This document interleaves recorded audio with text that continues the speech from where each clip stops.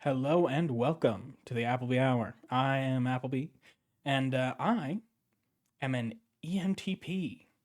I'm a Enneagram 8 Wing 9. What's my tri type? 8 5 3. Um, Instinctual stacking SXSO. If you don't know what any of this shit is, it's typology. Now the ology at the end might make you think, oh, science, and I do kind of want to push back on that impulse because not really, not really. And I think it's well, we'll get into it. It's personality. I'm talking about personality types. And I feel that these often get maligned as pseudoscientific, the is astrology for men.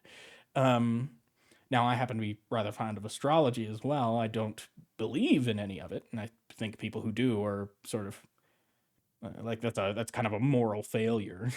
I think you ought not to believe in astrology, um, but I do think that it's an interesting set of symbols. I like to play with it, But that's an aside from this because I think that personality, these tendencies we're describing, they're uh, several orders of magnitude more real than astrology. Now I don't think that they are literally real. Uh, but if you don't know, the most people have heard of the Myers-Briggs system, the 16 personality types, of which, like I said, I'm ENTP. And ENTPs are, if you trace it back to the Jungian roots, do I have it? I do.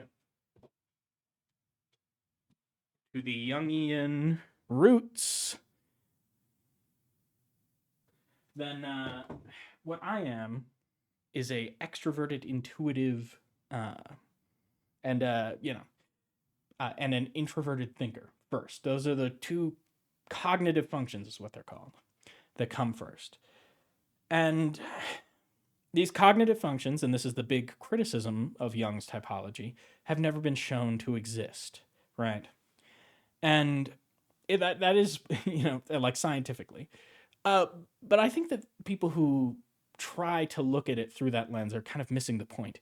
It's a system of analysis. It's a lens through which to analyze people, and obviously it becomes more useful the more extreme an example you are of the type. Yeah, but I'm a pretty extreme example. um, uh, I don't know, not too crazy, but a little crazy. um, and I think that these lenses through which we can view people and their behaviors, because I think we all acknowledge that there are types of people. We've all seen patterns in people, or from person to person, people who don't even know each other. Um, so what what are we to do with that? Now, I think Jung was really onto something. I think the Enneagram guy, I think he was also an ENTP, but he really touched on something. There's also the ocean model. I haven't talked about that. Ocean is a more scientific measure of personality. The way they did it is they sort of grouped personality adjectives into clusters and then refined them down until there were just five of them. And so the ocean is an acronym that stands for openness, extra.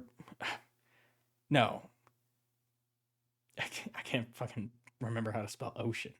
Got him. I suck at spelling, so I get used to that. But openness, conscientiousness, extroversion, agreeableness, and neuroticism.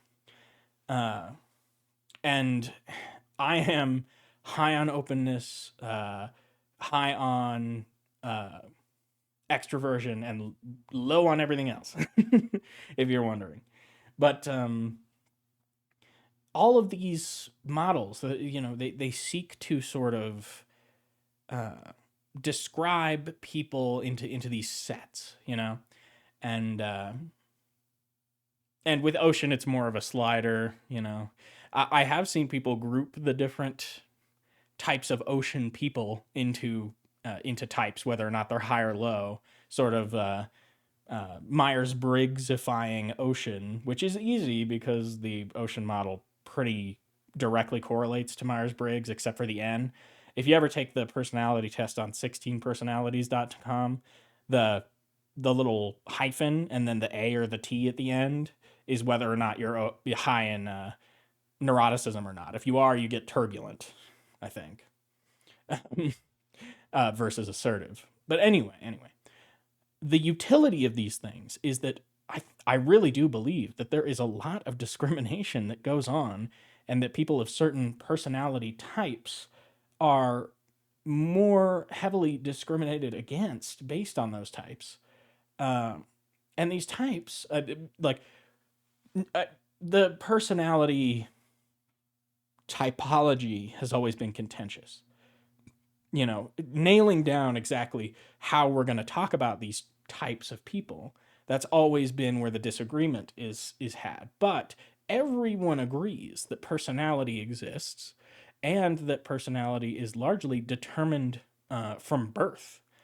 So you can't, you know, it's built in. It's in like, I would say that sexuality and gender identity are more malleable than personality, and we take those things seriously as things that you shouldn't be discriminated against on that basis. And it's interesting, I talked about in the Enneagram they have the instinct stacking, which I think is really a very interesting concept. I'm SXX SO, so sexual then social. The third is that I have the lowest is self-preservation, which is why, despite the fact that I'm very poor and should be working a 9 to 5, I just can't care enough about my own self-preservation to do anything else. Um, but so I think to a large extent, the sexual and the gender revolution are a revolution in acceptance of personality.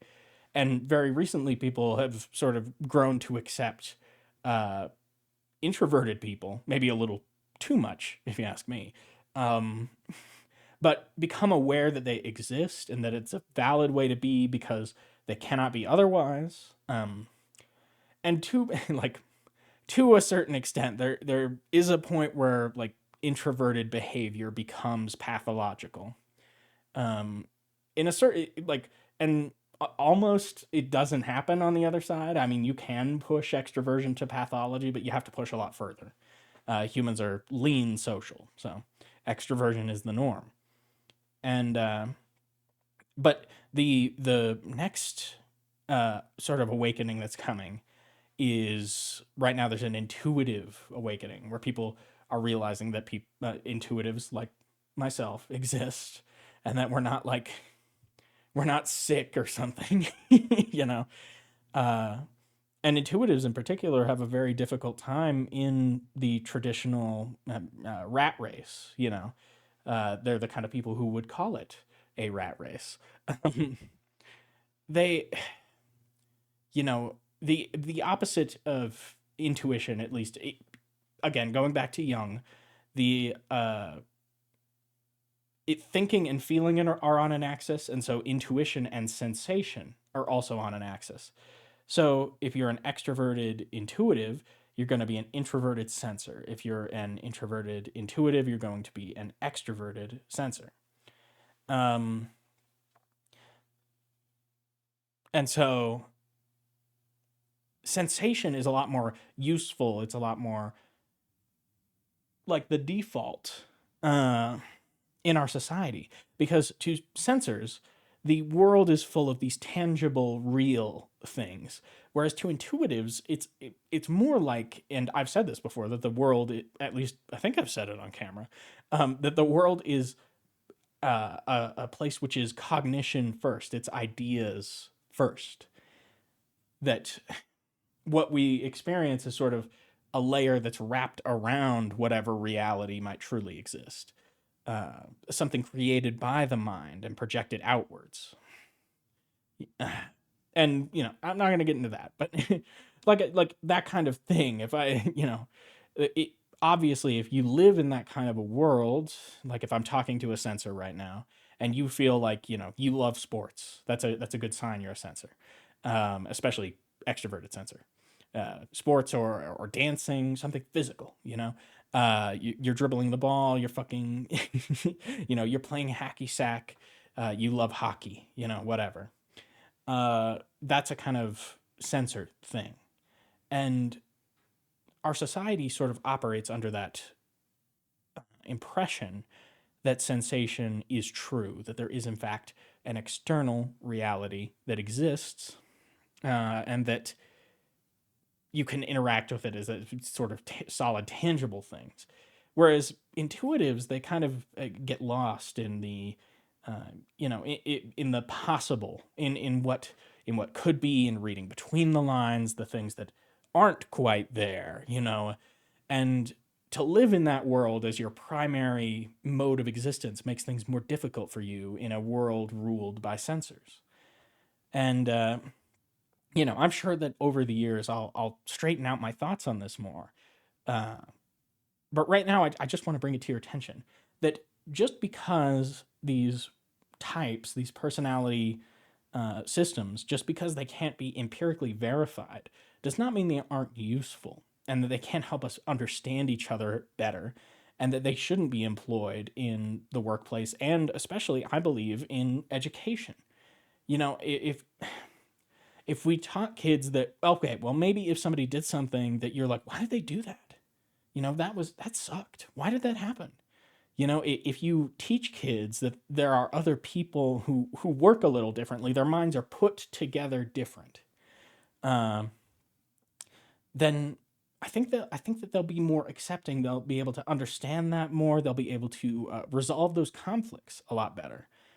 And so I suppose I'm here to to play defense for typology, for the the very soft science of personality.